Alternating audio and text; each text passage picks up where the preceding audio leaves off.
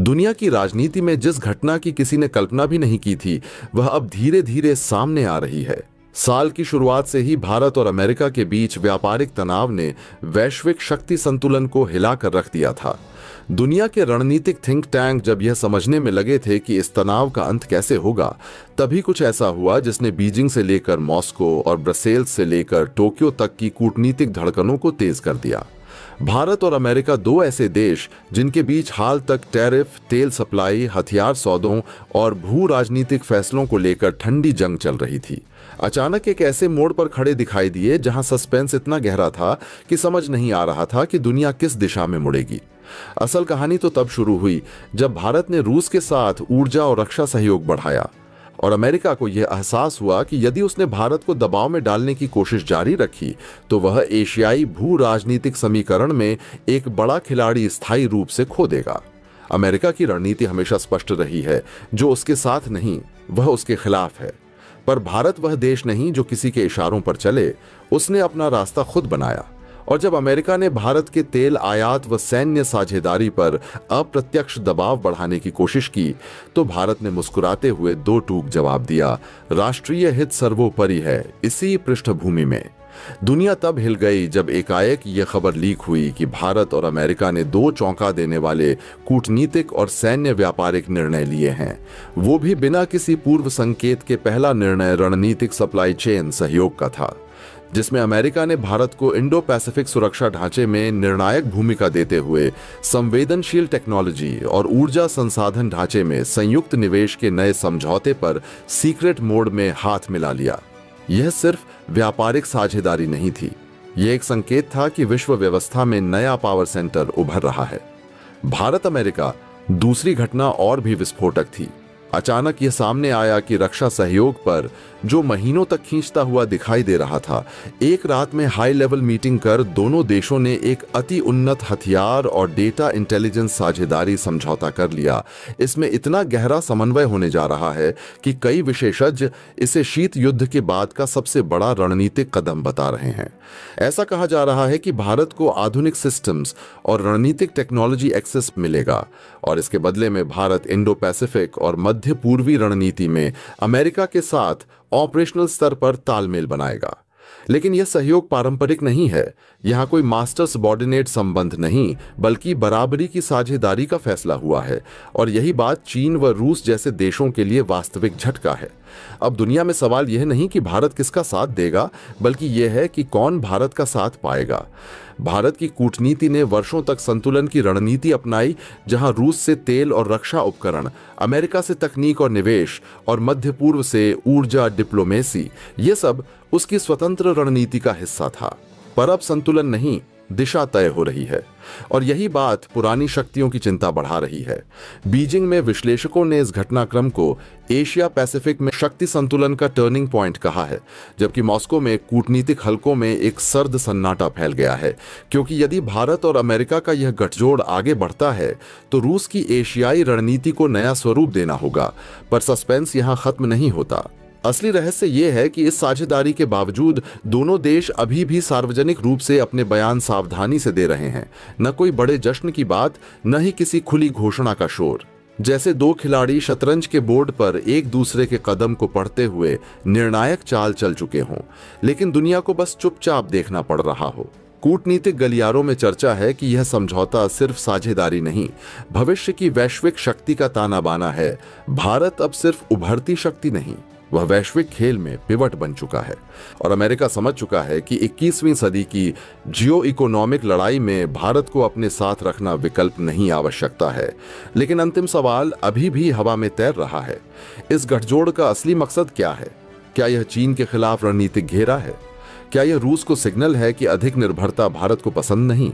या फिर यह चौथे वैश्विक ध्रुव भारत केंद्रित शक्ति आर्किटेक्चर की शुरुआत है? दुनिया को जवाब अभी नहीं मिला। कूटनीति की यह चाल रहस्य से ढकी है और आने वाले महीनों में ही इसका सारा असर सामने आएगा। अभी सिर्फ एक बात साफ है, भारत और अमेरिका ने दुनिया को चौंका दिया है और यह सस्पेंस अभी खत्म होने वाला नहीं। अब अगला कदम किसका होगा? बीजिंग का मॉस्को का या दिल्ली वॉशिंगटन का, यह वही जानता होगा जिसने इस नए शक्ति समीकरण की स्क्रिप्ट लिखी है। भारत अमेरिका संबंधों में पिछले कुछ महीनों से जिस तरह तनाव दिखाई दे रहा था, वह केवल ट्रेड वॉर, टैरिफ विवाद और तकनीकी निर्यात नियंत्रण तक सीमित नहीं था, बल्कि वह बदलते वैश्विक शक्ति समीकरणों, बहुध्रुवीय विश्व व्यवस्था के उभरते स्वरूप और भारत की बढ़ती सामरिक आर्थिक हैसियत की कहानी बयान करता था।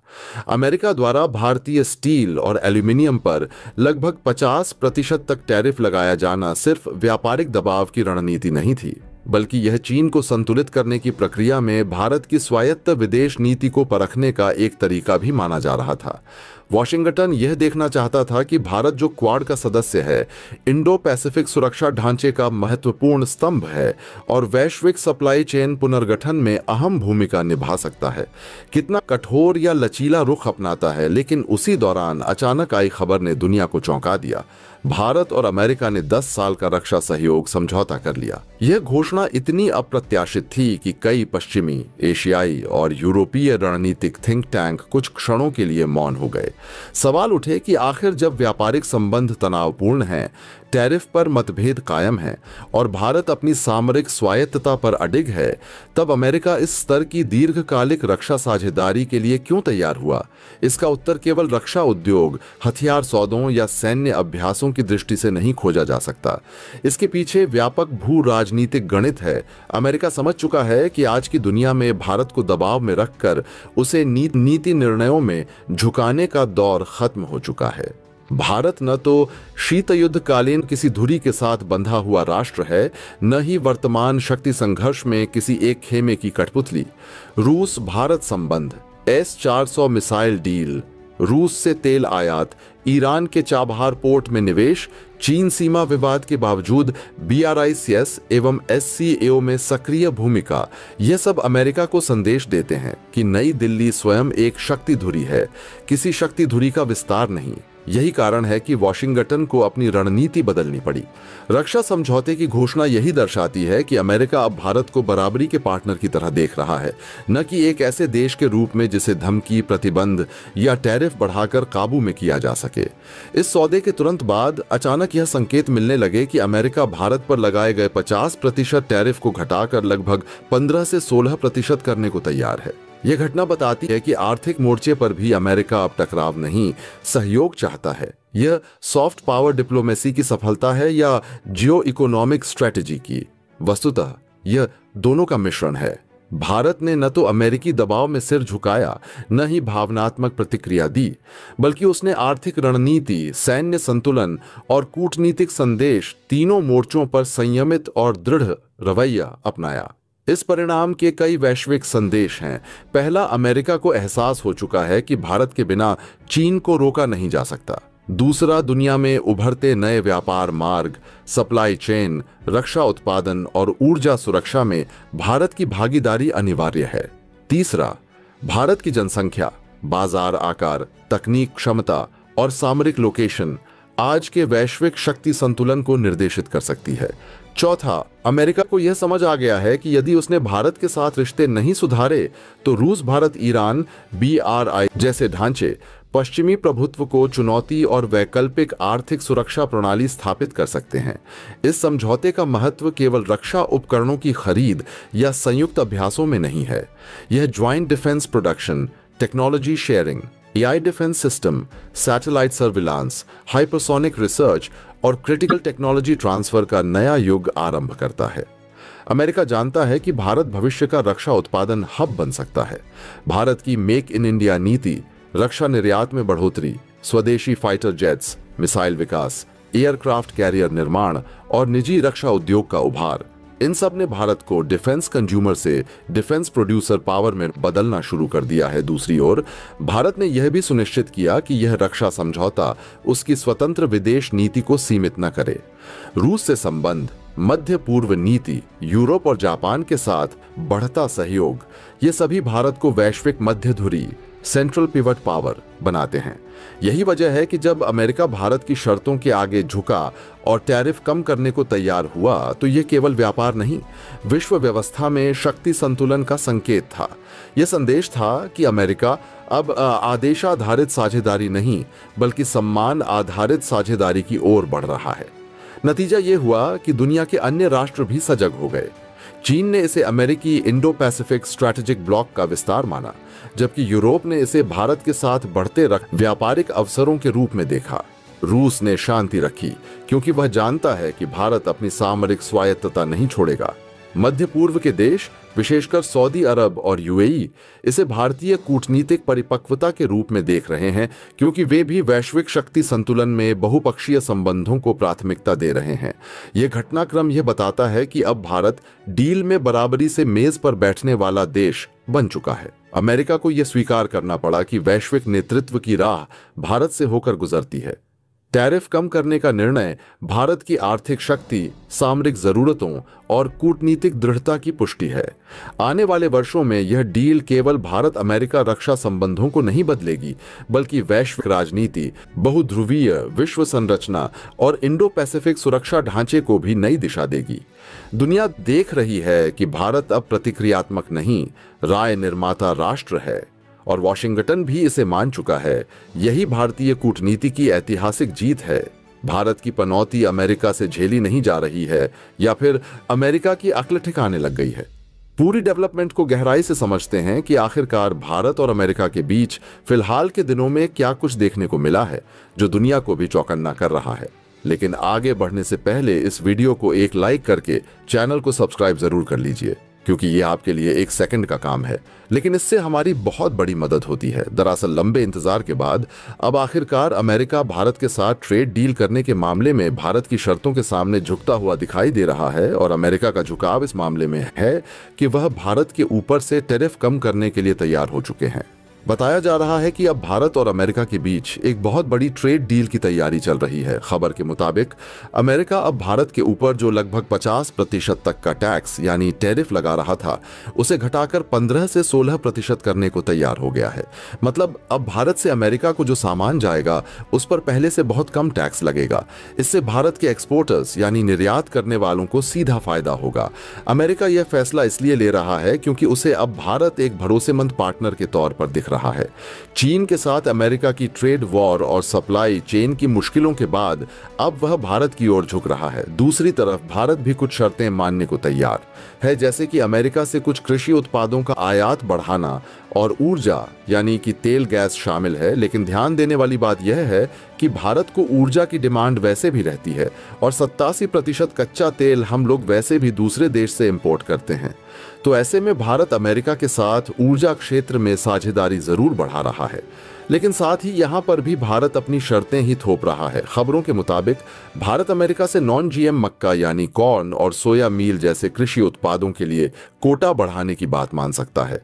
इसके अलावा भारत अमेरिका से कच्चा तेल और प्राकृतिक गैस की खरीद भी बढ़ा सकता है ताकि दोनों देशों को बराबर का फायदा मिले, यानी यह समझौता दोनों के लिए फायदेमंद हो सकता है। लेकिन अमेरिका जो भारत में जेनेटिकली मॉडिफाइड फसलों को भेजकर लाभ उठाना चाहता था, भारत ने इसके लिए सीधा इनकार कर दिया है। अब बात करते हैं आंकड़ों की। 2024 से 25 की पहली छमाही में भारत से अमेरिका को करीब 45.8 अरब डॉलर का निर्यात हुआ, जो पिछले साल से लगभग 13% ज्यादा है। वहीं भारत ने अमेरिका से करीब 25.6 अरब डॉलर का सामान खरीदा, जो पिछले साल के मुकाबले 9% की बढ़त दिखाता है। इसका मतलब है कि दोनों देशों के बीच ट्रेड पहले से काफी तेजी से बढ़ रहा है। जबकि पिछले साल की बात करें तो आप देख सकते हैं कि पूरे साल भर में भारत और अमेरिका के बीच बैटरल ट्रेड 129.2 बिलियन का था, जिसमें भारत ने अमेरिका को 87.4 बिलियन का सामान बेचा था। तो वहीं भारत ने केवल 41.8 बिलियन का ही सामान अमेरिका से खरीदा था, जिसके कारण अमेरिका को भारत के साथ व्यापार में 45.7 बिलियन डॉलर का घाटा हुआ था। हालांकि अभी अमेरिका ने भले ही भारत पर टैरिफ घटाने का ऐलान कर दिया है, लेकिन यह डील फाइनल नहीं हुई है। लेकिन बातचीत लगभग आखिरी चरण में है। कुछ मुद्दों पर अभी भी चर्चा चल रही है। जैसे कि डेयरी और खेती से जुड़े उत्पादों पर भारत थोड़ा सावधानी बरतना चाहता है ताकि अपने किसानों और छोटे उद्योगों को नुकसान ना हो। वो अमेरिका चाहता है कि उसके डेयरी उत्पादों और चीज को भारत में एंट्री मिले, लेकिन भारत इसके लिए अभी तैयार नहीं है। कुल मिलाकर अगर यह डील हो जाती है तो यह भारत के लिए बड़ा मौका साबित होगी। कम टैरिफ का मतलब है कि भारतीय एक्सपोर्टर्स को अमेरिकी बाजार में ज्यादा फायदा मिलेगा, खासकर टेक्सटाइल इंजीनियरिंग, फार्मा और जेम्स ज्वेलरी सेक्टर को। वहीं अमेरिका को भारत जैसे बड़े बाजार में जगह मिलेगी। इस तरह यह डील दोनों देशों के आर्थिक रिश्तों को एक नई ऊंचाई पर ले जा सकती है।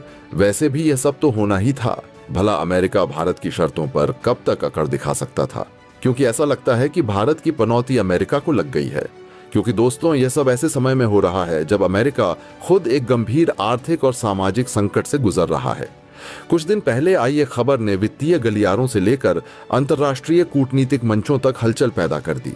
खबर यह थी कि भारत के केंद्रीय बैंक आरबीआई ने चुपचाप, बिना किसी राजनीतिक घोषणा या वैश्विक शोर शराबे के, अपनी अमेरिकी डॉलर और अमेरिकी ट्रेजरी बॉन्ड्स में हो रही इन्वेस्टमेंट को घटाते हुए सोने में हिस्सेदारी बढ़ा दी है। यह एक साधारण आर्थिक निर्णय नहीं था, बल्कि रणनीतिक चाल थी। एक ऐसी चाल जिसने दुनिया को यह संकेत दे दिया कि भारत अब अमेरिकी डॉलर के प्रभाव से निकलने की कोशिश में जुट गया है। यह कदम सिल्वर लाइन नहीं, एक गोल्डन लाइन था, जो बताता है कि भारत वित्तीय विश्व व्यवस्था में बदलाव का हिस्सा नहीं, बल्कि उसका नेतृत्व करने की तैयारी में है। पर कहानी यहीं खत्म नहीं होती। दोस्तों, आपकी क्या राय है? कमेंट बॉक्स में जरूर से बताएं और साथ ही चैनल को सब्सक्राइब करना ना भूलें। आपके एक सब्सक्राइब से हमारी काफी बड़ी मदद होती है। जय हिंद।